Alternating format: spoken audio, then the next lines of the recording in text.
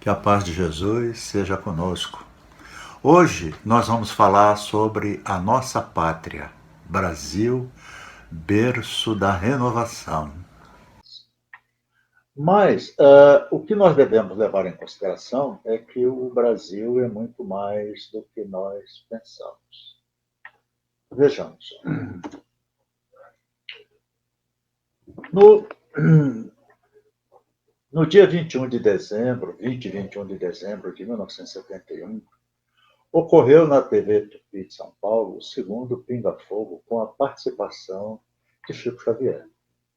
Ele, toda a sua delicadeza, todo o seu conhecimento, através das informações do Espírito de Emmanuel, ele trata sobre diversos assuntos. E, num determinado momento, foi solicitado a ele a possibilidade de uma psicografia.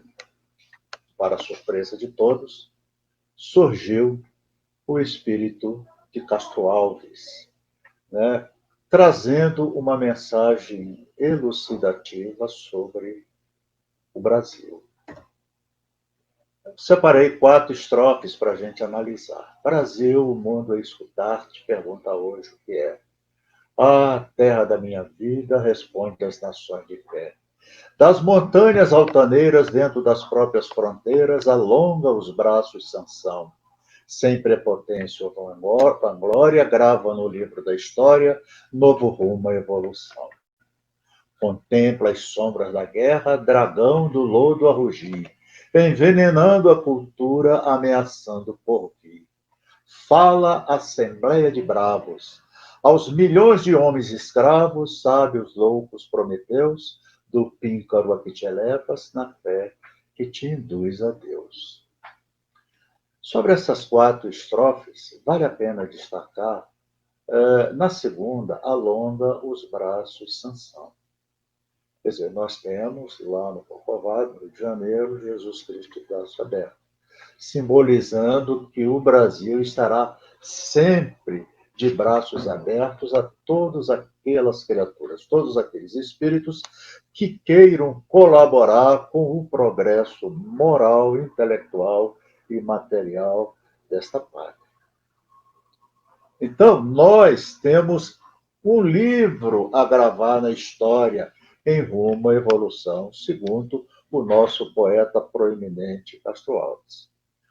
No terceiro estrofe, que está sendo mostrado para vocês, ele pede que o Brasil contemple as sombras da guerra, dragão do lodo a surgir, envenenando a cultura, ameaçando o porvir. Ora, se você envenena o sistema cultural de um país, você o destrói.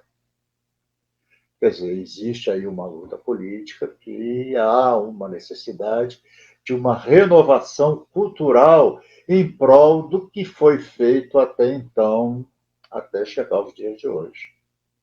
Mas a esperança é que Castro Alves, espírito, pede que a Assembleia de Bravos, considerando que o povo brasileiro é um povo de bravos, aos milhões de homens escravos, sábios, loucos, prometeus.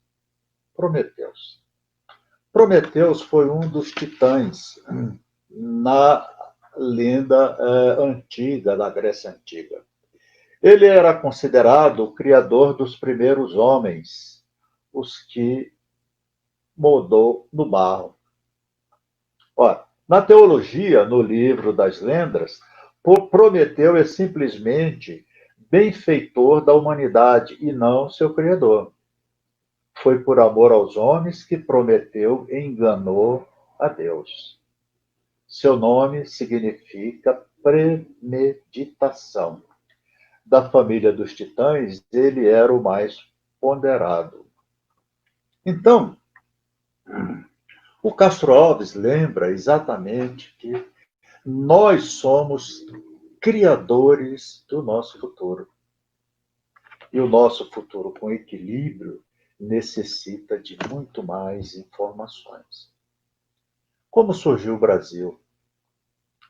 Humberto de Campos, um dos grandes escritores brasileiros, membro da Academia Brasileira de Letras, em 1932 ele foi convocado pelo então presidente da Academia, na época já era o Astragésilo de Ataíde, para que ele fosse em Minas Gerais, em São Pedro Leopoldo, que lá tinha um mineirinho, um rapazinho lá, fala mansa, é uma criatura muito simples, que publicou um livro chamado Parnaso Além Túmulo, que traduzia, ou seja, que era poetas mortos, que através deles escreveram poesias. E, segundo a primeira vista, para a Academia Brasileira de Letras, poderia ser uma grande mistificação. Então, ele pediu para que Humberto de Campos fosse lá conversar com essa criatura chamada Francisco Cândido Xavier. E a visita foi extremamente prazerosa, ele ficou encantado com Chico e autorizou, né, a Federação Espírita Brasileira, onde estavam os originais, para que eles fossem passados, revisados em exames grafológicos para verificar a sua autenticidade. E assim foi feito. Pasme, todas as poesias ali contidas foram feitas pelos autores então denominados Castro Alves, Olavo Bilac e tantos outros. Pela grafologia, todas eram verdadeiras. Como assim? Como é que pode esse pessoal que morreu no século anterior voltar através de alguém e escrever uma poesia inédita? Isso foi um assombro para a época. A partir de então, Chico Xavier passou a ter uma certa respeitabilidade contando. Em 1934, dia 5 de dezembro, o espírito do Humberto de Campos desencarnou. Né? 1934, exatamente. E ele, então, através da psicografia do Chico Xavier, em 1937, ele já escreveu um livro chamado Crônicas do Além Túmulo. E em 1938, ele escreveu esse aí que vocês estão vendo na tela. Brasil, Coração do Mundo, Pátria do Evangelho. Que ele dá assim, uma panorâmica de como o Brasil, a missão primordial do Brasil. Então, ele fala nesse livro que nas paisagens suntuosas e inéditas, onde o calor suave dos trópicos alimenta e perfuma todas as coisas, há sempre um traço de beleza e de originalidade empolgando o espírito do viajor sedento de emoções. Nosso país é de uma grandeza natural simplesmente fantástica. Ele fala que as reservas brasileiras não se circunscrevem ao mundo de aço do progresso material, que na época, em 1800 e alguma coisa, impressionou o espírito de Alexander von Humboldt, nascido em 1769, desencarnou em 1859. Ele era geógrafo, historiador, naturalista e explorador alemão. Mas essas reservas naturais que são vistas, elas se estendem ao mundo de ouro dos corações, onde o país escreverá sua epopeia de realizações morais em favor do mundo. Então, um outro cidadão, ele mesmo, ele fala que Jesus transportou da Palestina para a região do Cruzeiro a árvore magnânima do seu evangelho, assim, a fim de que seus rebentos delicados florescessem de novo, frutificando em obras de amor para todas as criaturas. Então, nós vamos ver aí que a ideia de Jesus Cristo era trazer para a terra do Cruzeiro aqueles espíritos amorosos,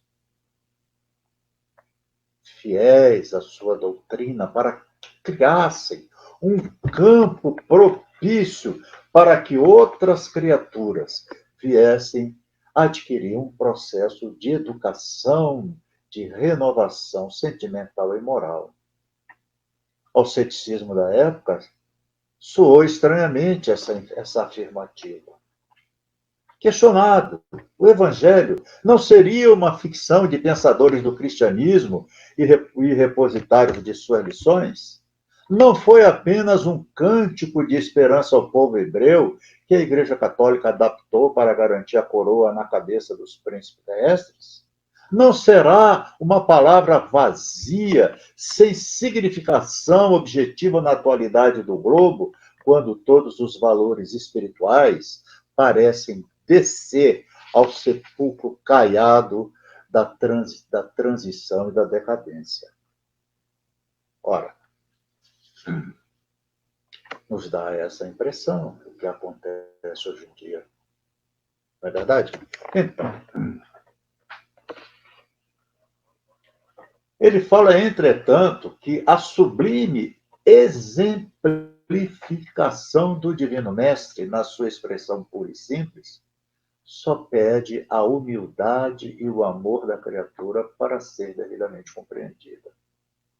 A letra é uma coisa, a ação amorosa é outra, completamente diferente. Nós não resistimos a uma criatura amorosa, nós sempre a escutamos. Então, essa é a proposta de Jesus, é trazer para este país. E o Humberto de Campos, nesse livro, ele pede para que os brasileiros ensaliremos, ou seja, pôr à parte, depositar, acabar com a guerra para sempre, as armas homicidas da revolução, seja ela quais fores. Vamos considerar o valor espiritual do nosso grande destino. O Brasil está predestinado a ser o grande hospital de amor e solidariedade. Considerando, acima de tudo, que todas as realizações hão de merecer a luminosa sanção do nosso Cristo, antes de se fixarem nos bastidores do poder transitório e precário dos homens. Tudo isso vai passar. O Emmanuel, no livro A Caminho da Luz, também do Chico Xavier, a primeira edição publicada em 1939, na página 221, ele considera que o movimento das responsabilidades gerais e isoladas, o plano invisível sobre a orientação de Jesus, conduzia para a América todos os espíritos sinceros e trabalhadores que não necessitassem de reencarnação no mundo europeu, onde indivíduos e coletividades se prendiam cada vez mais na existência, na cadeia das existências de provações expiatórias. Então, o ranço maior ficou lá. Aquelas criaturas já sofridas, já predestinadas, ou que se colocavam à disposição deste novo plano de Jesus, foram recambiadas para renascerem na América, tanto nos Estados Unidos, na América do Norte, Central e principalmente na América do Sul. Então, para esta terra maravilhosa, não é, foi transportada a bendita, ou seja, a árvore do Evangelho, ou seja, as criaturas que já, exausto de procurar a felicidade nos limites estreitos dos sentimentos exclusivistas, sentiam no íntimo as generosas florações de reformas edificantes. São criaturas que já estavam aptas a criar uma nova ideia, um novo sentimento, compreendendo que a verdadeira solidariedade faz parte da comunidade universal. Foi por essa razão que, desde os seus primórdios, as organizações políticas do continente americano se tornaram baluarte de paz e fraternidade para o orbe inteiro. E assim foi até um determinado tempo. O nosso confrade, Roberto Vilmar Quaresma, a Revista Internacional do Espiritismo, de dezembro de 2017, na página 573, publicou um artigo dele que ele fala sobre pátria da educação. Então, ele diz que a missão do Brasil e do povo pacífico que nele se encontra tem como princípio promover situações educativas, através dos quais aqueles que optaram pelo desvio da verdade comecem a ter a percepção da honestidade em todos os sentidos, em especial consigo mesmos. Nós estamos vivendo uma época de confusão e amargura, sem dúvida. Porque aquelas criaturas que prometeram aceitar nessa nova pátria, uma nova situação emocional e sentimental, ainda estão tendo muita dificuldade. Quer dizer, adaptando ou querendo adaptar a nossa cultura fraterna uma teologia puramente materialista, o que leva a um conflito inevitável, a discussões, a antagonismo, etc, etc. É tudo aquilo que nós estamos vendo por aí.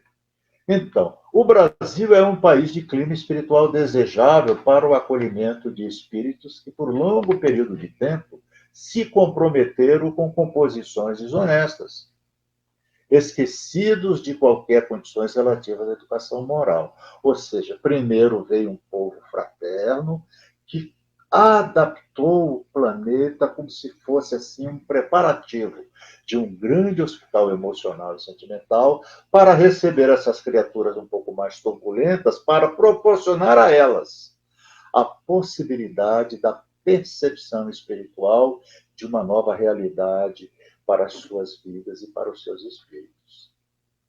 Jesus, ao orientar a descoberta da terra do cruzeiro, a fertilizou com o perfume da caridade e da misericórdia, do amor, para que os espíritos mansos e acolhedores pudessem, com suas ações benignas, desenvolver-se quadros educativos para servir de exemplo àqueles que aqui aportassem, trazendo na bagagem mental matrizes emocionais completamente descaracterizadas do bem. Então, nós vamos ver aí que aquelas criaturas amorosas são o baluarte e vão acolher emocionalmente essas criaturas mais turbulentes, para dar a elas a condição de suavidade emocional para que elas desenvolvam em si o desabrochar da fraternidade e do bem. É um desafio. Embora elas tragam condutas extremamente malignas, que elas próprias contaminaram no decorrer dos tempos, trazem consigo total desassossego e, por fim, tirando-lhes qualquer instante possível de paz interior, apesar de dissimuladamente tentarem demonstrar que está tudo bem. Aí, de repente, nós vemos as criaturas tomando atitude, participando de movimentos conflitantes, de protestos, etc., entrando para os riscos, porque elas não estão conseguindo absorver esse sentimento educacional que se propuseram. Então, como todos nós sabemos, o coração do mundo e a pátria do Evangelho tem esse manto de missão de acolher esses espíritos que se dispuseram de forma implacável a desvios seríssimos, onde moralidade não é questão para ser agasalhada em seus íntimos. É o que nós temos visto por aí. Criaturas sem o menor pudor moral, roubando, vendendo droga, prostituindo, transformando criaturas do bem, tentando transformar nos seus desassossegos emocionais e sentimentais. Então, como a humanidade está passando pelo último teste do ciclo de provas e expiação, o Brasil não é diferente. Podemos afirmar, o que o Roberto aqui fala, que esses espíritos turbulentos que aqui reencarnaram vieram para a pátria do Evangelho por concessão de Jesus, pois se reencarnassem nos mesmos moldes ou nas regiões de onde eles vieram, a conturbação seria muito pior, muito mais desagregadora. Se lá já está ruim do jeito que está, imagina se esse pessoal ainda estivesse lá. Então vieram para cá aprender. No Brasil, eles vão e estão encontrando outras condições favoráveis a outros empreendimentos, embora ainda permaneçam com a influência de hábitos do passado. Então, a grande maioria já se adaptou a essa nova situação. Alguns foram modificados, outros amenizados por obstáculos que não permitem com que eles extravasem aquela intempestividade que trouxeram, e ainda outros mantidos no sentido do silêncio anterior, por total falta de oportunidade de realização. Enquanto isso, eles vão, de uma forma ou de outra, pacificando os seus espíritos pelo exemplo da família que o acolheu, dos amigos que tem e das motivações que o país pode dar em termos de religiosidade amorosa. Mas aí surge uma questão interessante. E se eles não conseguirem? Mesmo assim, com todas essas oportunidades apresentadas, eles não conseguirem atender essa expectativa da espiritualidade superior.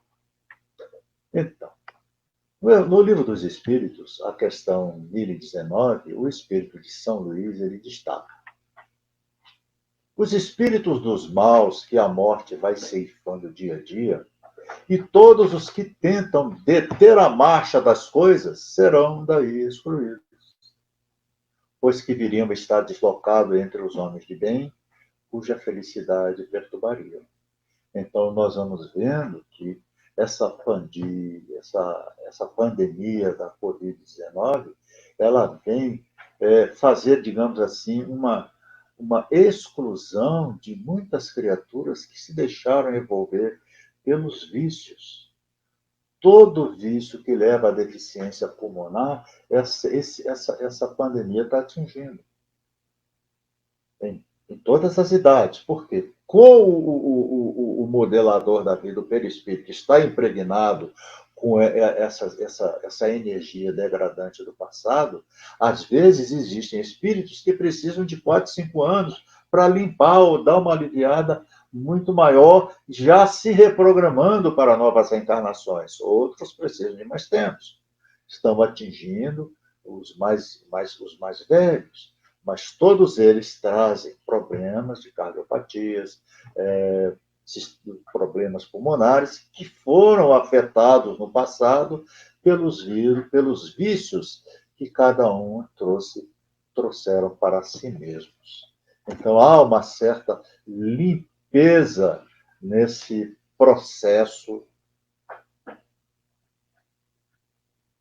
Então, aqueles que reencarnarem no Brasil, mas não conseguirem as transformações necessárias para se elevarem espiritualmente, terão o caminho assinalado por São Luís, ou seja, serão transferidos para planetas compatíveis com as suas necessidades, um novo educandário onde eles terão que reeducar a sua vida sentimental e emocional para que um dia possam retornar ao planeta que não souberam respeitar. Então, nós temos aí, então, a educação regenerativa que menciona a nossa companheira Maria Anitta Rosas Batistas, nesse artigo publicado na Revista Espírita de janeiro e fevereiro de 2006, do Divaldo, lá em Salvador. Então, ela diz lá que o Espírito de Santo Agostinho, e é verdade, no Evangelho segundo o Espiritismo, apresenta-nos alguns esclarecimentos sobre os mundos regeneradores. Os mundos regeneradores servem de transição entre os mundos de piação e os mundos felizes. Então, vocês podem ver aí na foto que o planeta continua o mesmo. são os seus habitantes que estão passando por esse processo regenerativo, essa fase transitória até chegar num patamar melhor, com a retirada dos maus e a permanência dos bons ou dos quase bons, que ainda terão chances de novas reencarnações regenerativas, de melhorar a si mesmo. Então, embora esses mundos ainda estejam sujeitos às leis que regem a matéria, mas estarão livres das paixões desordenadas, das quais se tornam escravos. Porque o modelador da vida absorve toda a energia que nós emitimos, boa ou ruim. Se você é conflitante, doença a caminho. Se você é benévolo e amoroso, a sua saúde vai ser restabelecida. Então, nos mundos de regeneração não há mais orgulho, nem inveja, nem ódio. A palavra amor está escrita nas frontes das criaturas. As criaturas estarão se esforçando mais para demonstrar a fraternidade e o sentimento amoroso que já trazem em desenvolvimento nos seus espíritos. Então, esse sentimento é que vai regular as atividades sociais desses planetas. Então, não passará esta geração sem que tudo se cumpra. Foi o que disse o nosso meigo, Rabi da Galileia, Jesus. Então, vamos amar o nosso planeta. Vamos amar mais a nossa pátria. Vamos colaborar com a nossa benevolência, com a nossa caridade, todos aqueles que necessitam, porque às vezes a pessoa turbulenta está no corpo ainda de um mendigo, em processo regenerativo. E se nós formos amorosos, eles vão entender melhor que as criaturas podem ser melhores do que eles imaginavam. Aí inicia-se esse processo de renovação interior. Na verdade, de tempos em tempos no planeta brilham estrelas cadentes, ou seja, espíritos que trazem essa esperança de uma forma maravilhosa. Na década de 40, nós tínhamos um avatar encarnado, que foi aquele espírito da Índia lá, o Mahatma Gandhi. Então, dentro da proposta que ele assumiu, ele já dizia que um coração amoroso pode neutralizar o ódio de milhões. Neutraliza, acalma, serena. E ele conseguiu pacificar praticamente a Índia inteira, a ponto dela ter a libertação do jugo inglês sem evoluções, sem derramamento de sangue, graças a ele. Então, esse amor em plenitude, que é seguir os caminhos de Jesus incomparável, estimulando o progresso da humanidade. Há uma urgência nessa educação integral. É uma interligação entre mente, corpo, espírito e matéria, que o Santo Agostinho menciona e que a ciência hoje também conclama para que, nesse grande momento de papel da humanidade, nós vamos entender que quando nós geramos um corpo, essa criatura que vai nascer vem para progredir emocionalmente, sentimentalmente, pacificando o coração, desenvolvendo a caridade para que ela possa permanecer nesse nosso planeta que já está entrando nessa fase regenerativa. Não é?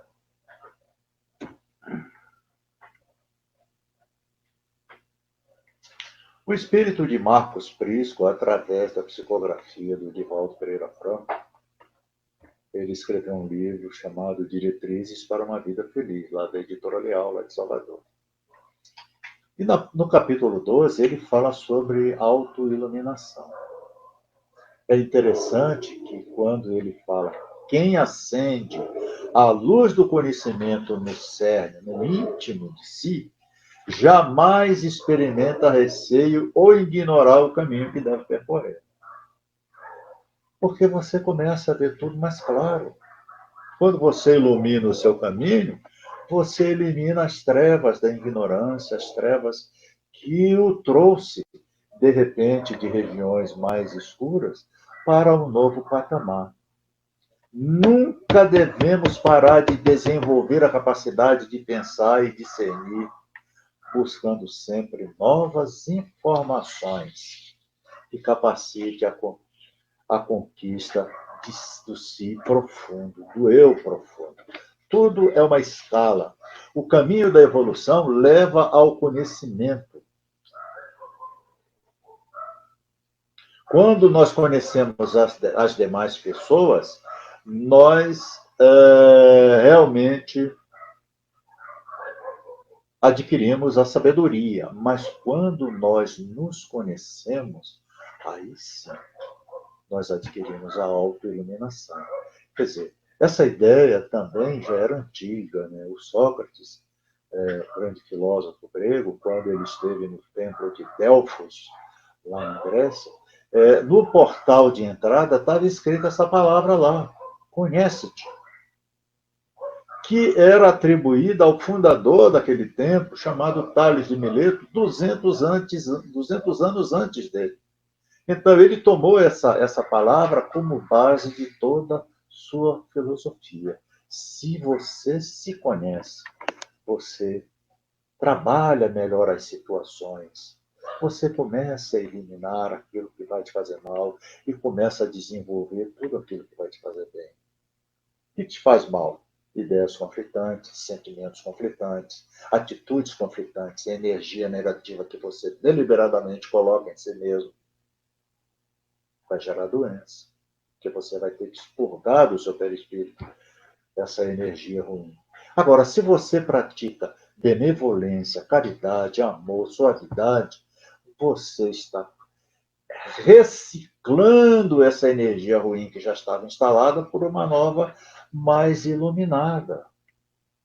Aí, meu amigo, meu querido, você está a caminho da luz para sempre, seguindo os preceitos que Jesus nos deixou. O Humberto de Campos, nesse livro que, antes da Pátria do Evangelho, em 1937, Crônicas do Além Túmulo, na página 73, ele fala no Dia da Pátria, nessa época de ouro espiritual, que talvez não venha longe. O mundo entenderá a mensagem do Divino Cordeiro. Uma brisa suave de conforto e de alívio descerá do céu sobre as frontes atormentadas das criaturas. A energia benéfica se aproxima de nós. Mas isso é um assunto para uma outra palestra chamada Fio de Esperança. Então, nós temos condições de terminar os dilúvios de expiação e sofrimento que o homem há séculos está envolvido. E um pássaro simbólico trará novamente a olívia da esperança, ou seja, o verde da esperança.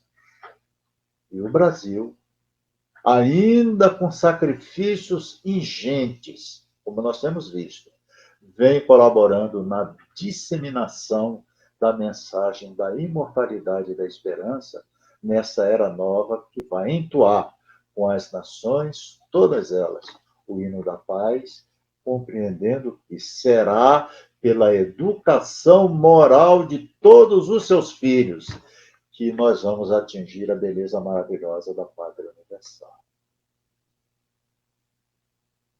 Sensacional. Então, o homem no mundo, o espírito protetor em Bordeaux, em 1863, ele fala desse homem no mundo. A perfeição, como disse o Cristo, encontra-se inteiramente na prática da caridade, sem limites. Pois os deveres da caridade abrangem todas as posições sociais, desde os mais íntimos até os mais elevados. O homem que vivesse isolado não teria como exercer a caridade. Somente no contato com os semelhantes, nas lutas mais penosas, ele encontra a ocasião de praticá-la. Aquele que se isola, portanto, priva-se voluntariamente do mais poderoso meio de perfeição. Só tendo de pensar em si, sua vida é a de um egoísta. Não imagineis, portanto, que para viver em constante comunicação conosco, para viver sob o olhar do Senhor, seja preciso entregar-se ao silício, ao autoflagelamento e cobrir-se de cinzas. Não precisa nada disso. Não, não, ainda uma vez não. Sede felizes no quadro das necessidades humanas. Vamos ser felizes em qualquer situação, mas que na vossa felicidade não entre jamais um pensamento ou um ato que possa ofender a Deus ou fazer que se vele a face dos que o amam e daqueles que vos dirigem. Os nossos anjos da guarda não podem retornar para os céus tristes conosco. Eles querem nos elevar pessoalmente para que todos nós possamos atingir um patamar de alegria, felicidade e exuberância espiritual. Perfumemos o nosso espírito com as ondas caridosas do amor fraterno. Muito obrigado pela audiência de vocês. Espero que esse material possa ajudar vocês de alguma forma. Que Deus nos abençoe.